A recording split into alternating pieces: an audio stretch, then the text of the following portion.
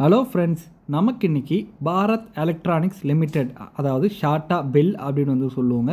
அங்கேருந்து தான் நமக்கான ஜாப் வேக்கன்சிஸ் வந்திருக்கு. ஸோ இது வந்து பார்த்திங்கன்னா ஒரு மினிஸ்ட்ரி ஆஃப் டிஃபென்ஸ், அந்த டிபார்ட்மெண்ட் கீழே இயங்கிட்டு வர நிறுவனம் தாங்க இந்த பாரத் எலக்ட்ரானிக்ஸ் லிமிடெட். ஸோ இவங்களோட ரோல் என்ன அப்படின்னு பார்த்தீங்கன்னா, பாதுகாப்பு மற்றும் இராணுவத்துக்கு உபகரணங்களை தயாரிக்கிறது தான் இவங்களோட மேஜர் ரோலாக இருக்குது. ஸோ இந்த ஜாபுக்கு நீங்கள் ஜாயின் பண்ணனா உங்களோட கல்வி தகுதி, உங்களோட ஏஜ் லிமிட் மற்றும் இது போன விஷயம் ஃபுல் டீட்டெயில்ஸ் நான் உங்களுக்கு சொல்கிறேன். இந்த வீடியோ கடைசி வரை ஸ்கிப் பண்ணாமல் பாருங்கள். மேலும் நம்ம சேனலை நீங்கள் இன்னும் சப்ஸ்கிரைப் பண்ணலன்னா சப்ஸ்கிரைப் பண்ணிங்க. அப்போ தான் இந்தமாரி வீடியோஸ் பார்த்து நீங்களுமே வந்து கவர்மெண்ட் ஜாப்ஸ் போகலாம்.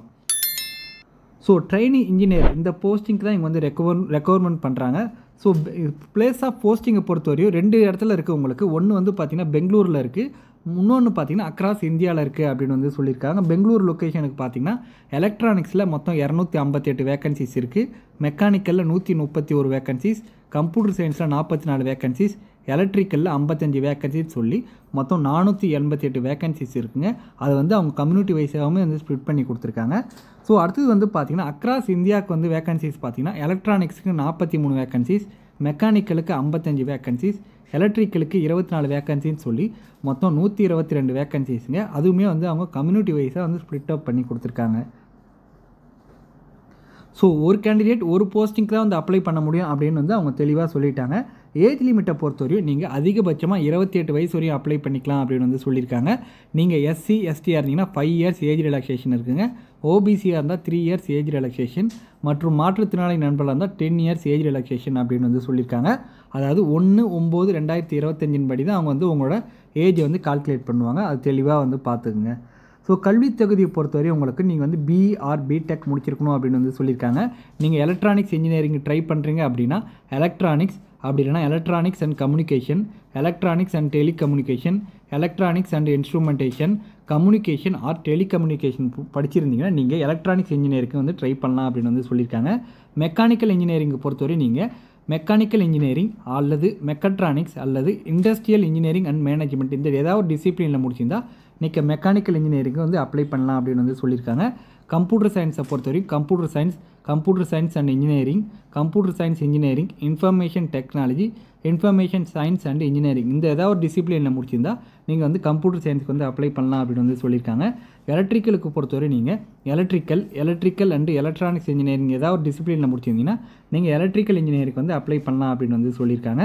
ஸோ இது வந்து பார்த்திங்கன்னா ஒரு கான்ட்ராக்ட் பேசிஸ் அப்படின்னு வந்து சொல்லலாம். கான்ட்ராக்ட் பேஸ் தானே அப்படின்னு நீங்கள் வந்து கவலைப்பட தேவையில்ல. ஸோ இது வந்து பார்த்திங்கன்னா இந்தியாவோட ஒரு டாப் கம்பெனிங்க. இதில் வச்சுருக்க எக்ஸ்பீரியன்ஸ் வந்து நீங்கள் இந்த ஜாபில் வந்து நீங்கள் ஒன்ஸ் வந்து கிடைச்சாலே பெரிய விஷயம் கிடைச்சிருச்சுன்னா உங்கள் ஸ்கில்ஸை நல்லா டெவலப் பண்ணலாம். ஸோ உங்கள் எக்ஸ்பீரியன்ஸ் வந்து பார்த்திங்கன்னா ரொம்ப ப்ராடாக நீங்கள் வந்து டெவலப் பண்ணலாம் அப்படின்னு வந்து சொல்லலாம். ஸோ இந்த எக்ஸ்பீரியன்ஸ் சர்டிஃபிகேட் வச்சு நீங்கள் மற்ற கம்பெனிக்கு போனாலே உங்கள் வேல்யூவே வந்து வேறு மாதிரி இருக்கும் அப்படின்னு வந்து நம்ம வந்து சொல்லலாம். இனிஷியலாக வந்து பார்த்திங்கன்னா உங்களுக்கு 2 இயர்ஸ் வந்து ஒர்க் இருக்கும் அப்படின்னு வந்து சொல்லியிருக்காங்க. 2 இயர்ஸ் முடிச்சதுக்கப்புறம் 1 இயர் வந்து எக்ஸ்டெண்ட் பண்ணுவோம் அப்படின்னு வந்து சொல்லியிருக்காங்க. ஃபஸ்ட் இயர் பொறுத்தவரை உங்களுக்கு சேலரி 30,000 சொல்லியிருக்காங்க. செகண்ட் இயருக்கு 35,000, தேர்டு வருஷம் 40,000 அப்படின்னு வந்து சொல்லியிருக்காங்க. இது தவிர்த்து வருஷத்துக்கு வந்து 12,000 வந்து உங்களுக்கு அடிஷ்னலாக நாங்கள் வந்து தருவோம் அப்படின்னு வந்து சொல்லியிருக்காங்க.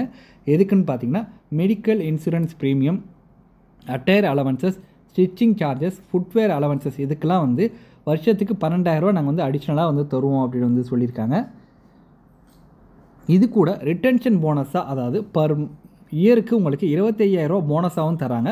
ஸோ இயர் முடிஞ்சதுக்கப்புறம் நான் வாங்கிக்கலாமா அப்படின்னு கேட்டிங்கன்னா கண்டிப்பாக கிடையாது. நீங்கள் 4 வருஷம் கம்ப்ளீட் பண்ணும்போது 4வது வருஷம் உங்களுக்கு மொத்தமாக 1 லட்ச ரூபாயை உங்களுக்கு வேணால் போனஸாக வந்து கொடுப்போம் அப்படின்னு வந்து சொல்லியிருக்காங்க. சரி, இதுக்கு எப்படி சார் நான் அப்ளை பண்ணுறது அப்படின்னு கேட்டிங்கன்னா அதுக்கான லிங்க்குமே அவங்க வந்து கொடுத்துட்டாங்க. இந்த லிங்க்கை யூஸ் பண்ணி நீங்கள் ஆன்லைனில் வந்து அப்ளை பண்ணிக்கலாம். ஆன்லைனில் அப்ளை பண்ணுறதுக்கான ஸ்டார்டிங் டேட் 24/9/2025 7/10/2025 வரை நீங்கள் ஆன்லைனில் அப்ளை பண்ணிக்கலாம் அப்படின்னு வந்து சொல்லியிருக்காங்க. ஸோ செலெக்ஷன் ப்ரொசீஜரை பொறுத்தவரை உங்களுக்கு ரிட்டன் எக்ஸாமினேஷன் இருக்குங்க. ரிட்டன் எக்ஸாமினேஷன் வந்து நீங்கள் ஆன்லைனுக்கு அப்ளை பண்ணணும். ஆன்லைனில் அப்ளை பண்ணி உங்கள் அப்ளிகேஷன் வந்து அக்செப்ட் பண்ணிட்டாங்க அப்படின்னா உங்களுக்கு எஸ்எம்எஸ் அண்ட் மெயில் மூலிமா வந்து உங்கள் அப்ளிகேஷனை நாங்கள் வந்து அக்செப்ட் பண்ணிட்டோம் அப்படின்னு வந்து உங்களுக்கு இன்டிமேஷன் கொடுப்போம் அப்படின்னு வந்து சொல்லியிருக்காங்க. ஸோ எக்ஸாமினேஷன் சென்டரை பொறுத்தவரை உங்களுக்கு பெங்களூரில் இருக்கும் அப்படின்னு வந்து சொல்லியிருக்காங்க. எலக்ட்ரானிக்ஸ் அண்ட் மெக்கானிக்கல் இன்ஜினியருக்கு 25/10/2025 அன்றைக்கி உங்களுக்கான எக்ஸாமினேஷன் டேட் சொல்லியிருக்காங்க. கம்ப்யூட்டர் சயின்ஸ் அண்ட் எலக்ட்ரிக்கல் இன்ஜினியரிங்க்கு 26/10/2025 அன்றைக்கி உங்களுக்கான எக்ஸாமினேஷன் டேட் இருக்கும் அப்படின்னு வந்து சொல்லியிருக்காங்க. எக்ஸாமினேஷன் பொறுத்தவரையும் உங்களுக்கு 1.5 மணி நேரம் டைம் இருக்குங்க. மொத்தம் 85 கொஸ்டின், ஒரு கொஸ்டினுக்கு 1 மார்க் அப்படின்னு வந்து சொல்லியிருக்காங்க. நெகட்டிவ் மார்க்குமே இருக்குங்க. 0.25 வந்து உங்களுக்கான நெகட்டிவ் மார்க் அப்படின்னு வந்து சொல்லிட்டாங்க. மற்றபடி அவங்க சிலபஸை பற்றிலாம் இன்னும் நம்மள்ட்ட ரொம்ப ப்ரீஃபாக வந்து சொல்லலை, ஷார்ட் அண்ட் ஸ்வீட்டாக வந்து முடிச்சிட்டாங்க. நீங்கள் எக்ஸாமில் செலக்ட் ஆகிட்டீங்க பாஸ் பண்ணிட்டீங்க அப்படின்னா உங்களுக்கு டாக்குமெண்ட் வெரிஃபிகேஷன் கூப்பிடுவோம் அப்படின்னு வந்து சொல்லியிருக்காங்க. அப்ளிகேஷன் ஃபீஸை பொறுத்தவரையும் எஸ்சி, எஸ்டி மற்றும் மாற்றுத்திறனாளி நண்பர்களுக்கு எந்த விதமான அப்ளிகேஷன் ஃபீஸும் இல்லை அப்படின்னு வந்து சொல்லிட்டாங்க. மற்ற கம்யூனிட்டி சேர்ந்த எல்லாருக்குமே வந்து 177 வந்து அப்ளிகேஷன் ஃபீஸ் அப்படின்னு வந்து சொல்லிட்டாங்க.